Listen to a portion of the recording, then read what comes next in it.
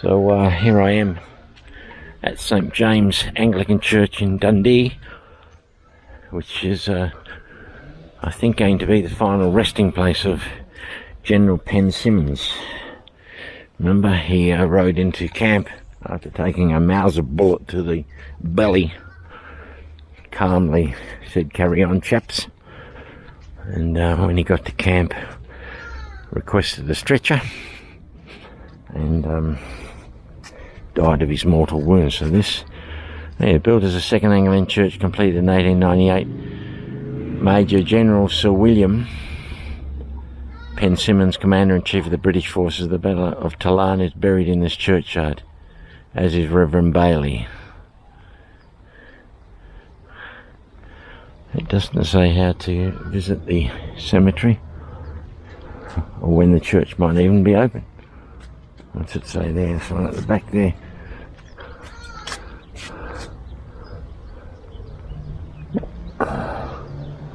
Oh, it's sort of a covered.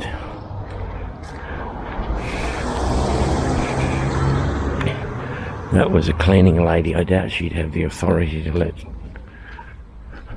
tourists in. Oh, we can sort of see the grave from here, I'd say. So I brought my zoom camera along just for this sort of situation.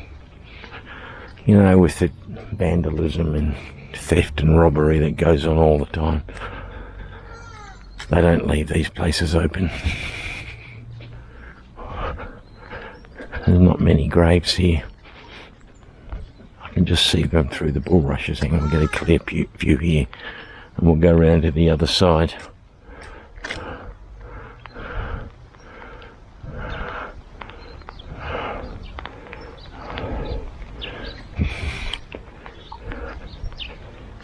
Might be able to see him from this angle. I'll get my zoom Sony out. Here we go.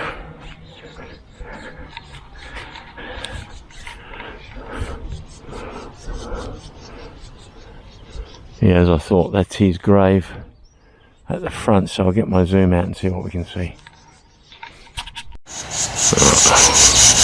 I've got to twist my arm because we're through a picket fence. It says Major General Sir W. Penn Symons, who fell mortally wounded at the Battle of Talarn Hill on the 20th of October 1899. I can't read that, you might be able to. So, there are some flowers that aren't that old on the grave. That is the grave of Major General. I've been undercutting him. He's a Major General the British forces at the start of the Boer War, and buried somewhere alongside him is the Reverend, who was a friend of his. So that's as good as it's going to get.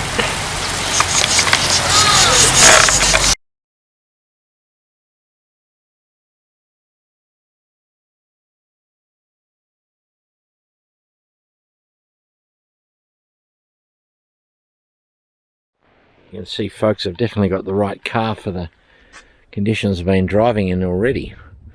Just around Zululand, very poor roads, potholes, mud, unsealed roads in places.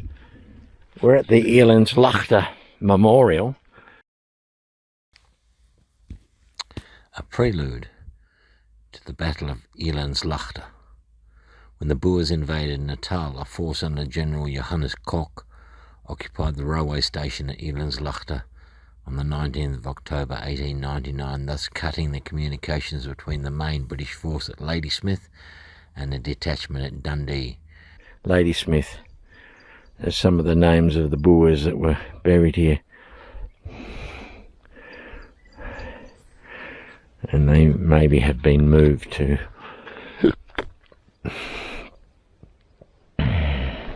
some at Ladysmith Plattrant. De Kock's forces consisted mainly of men of the Johannesburg commando, with detachments of German, French, Dutch, American and Irish Boer foreign volunteers.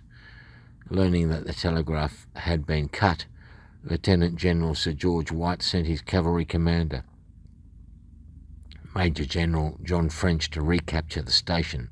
Arriving shortly after dawn on the 21st of October, French found the Boers present in strength with 2 field guns. He telegraphed to Ladysmith for reinforcements, which shortly after arrived by train. It's raining in Zululand, and if I go out to Elandslaagte today, which was the plan, in my wildest dreams, I could never have imagined I might have needed something warm, steep.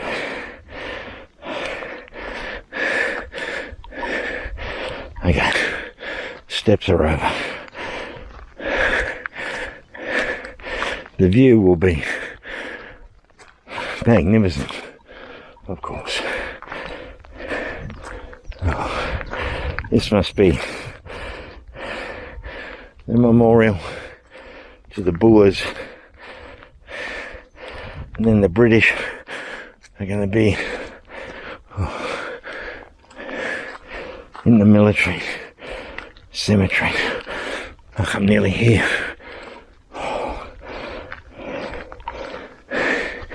Okay.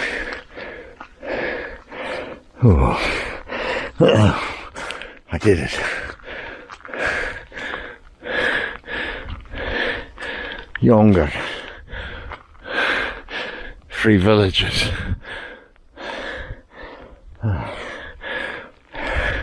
It's kind of foggy. You can't see out. Once again, those majestic hills in the distance of Zululand.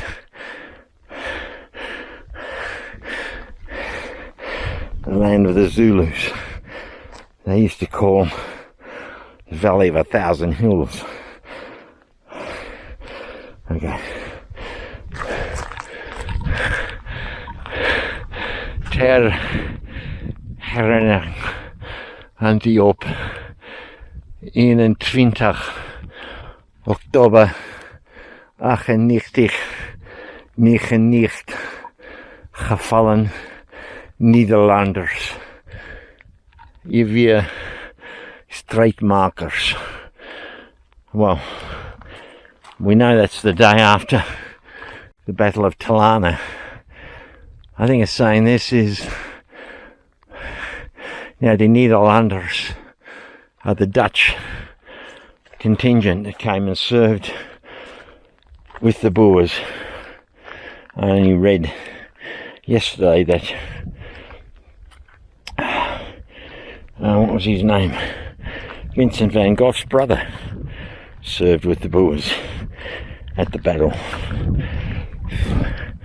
So they weren't that impressed with their performance, apparently. They tended to be more of a hindrance and a help. Oh, you can see a bit now, that beautiful green, lush Zululand. Or at least it may be Natal or KwaZulu Natal. I'm not sure where the boundary is, but for my state of mind, I'm calling it Zululand.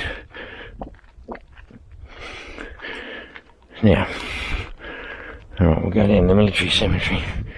The rain has picked up a little. It's not a cold rain. At the battle, there were a few foreign battalions.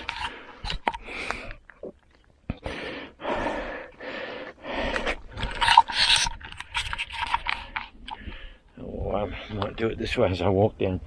You might see Auntie Shez take a tumble.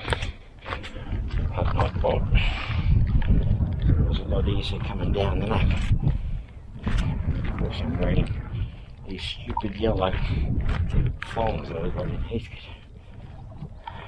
Once again, I wasn't intending on doing any walking. Oh.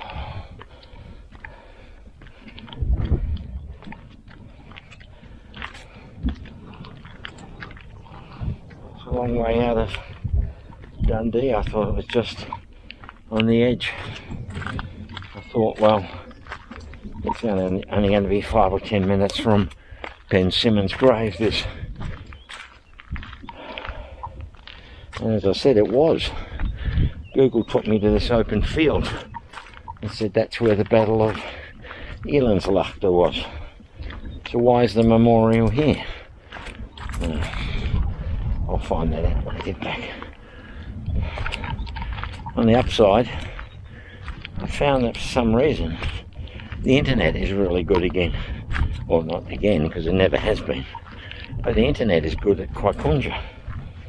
I was able to start loading videos last night, and I had been thinking I'd have to go to Wimpy, order a burger and a coffee or something, and sit and do my videos at Wimpy. Here's these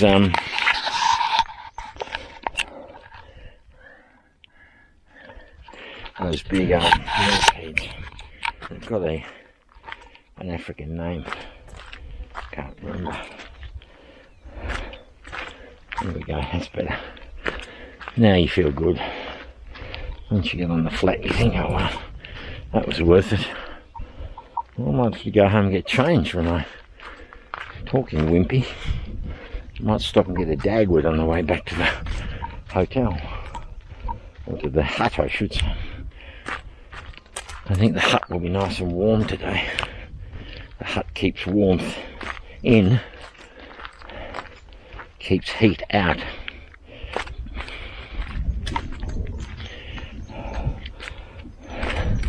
Yeah, they're nice. There's a girl that there's two girls that run it.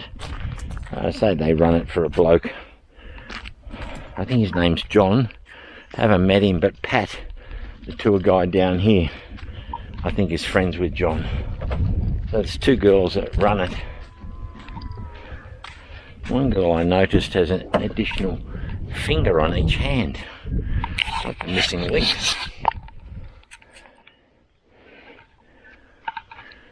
So all the way out here, a long distance from England, are the soldiers from the British side that lost their lives at the Battle of Elandslaagte.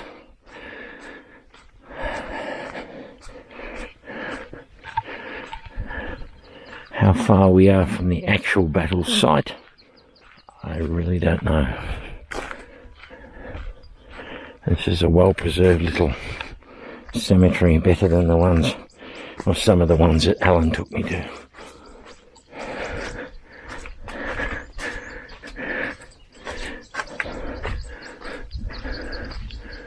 Beautiful lodge there through the trees, like a thatched entry to. Just before we look at this, okay. Well, this must be a big burial pit. Memory of the comrades.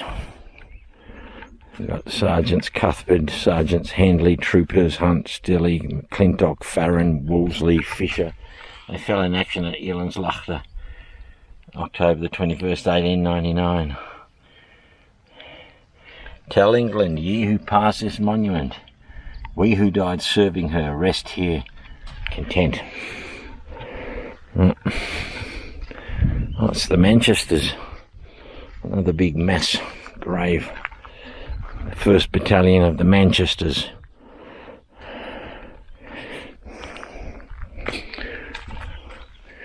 They died of wounds and buried elsewhere. Lieutenant Danks, Poyser, Delaney, Dewist, Heath, Williams.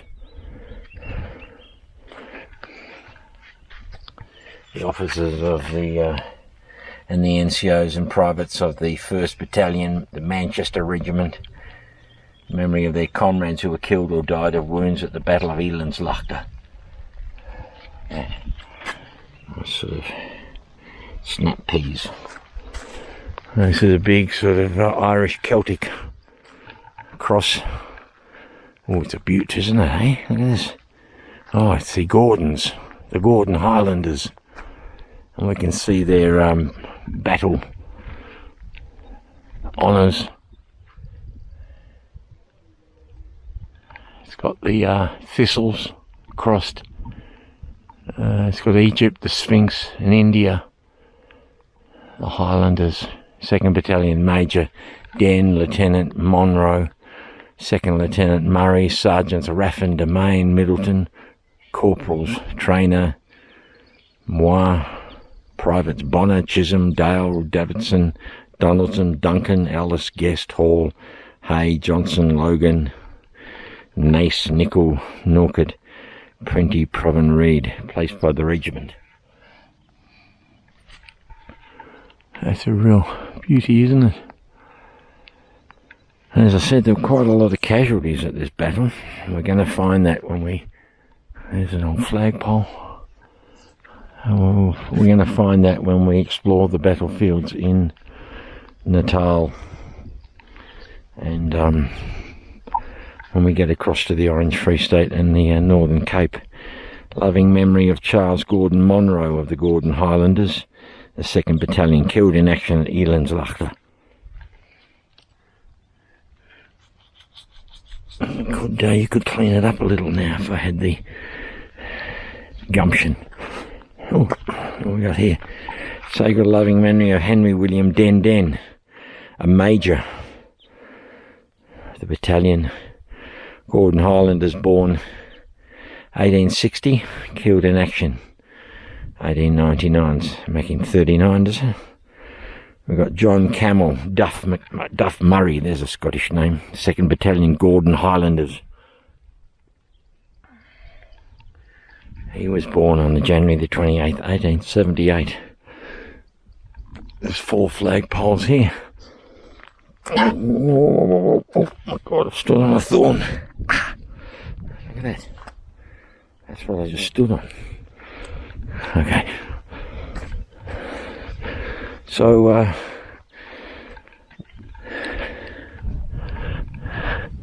did we see this bit? The Manchesters, killed and buried at this place. Butler, Newton, Rawlinson, Stevenson, Murphy, Mayer, Harper, Taylor. The monument maker, I'm sure they got a name. Stonesmith, you know what I mean. He's from Durban.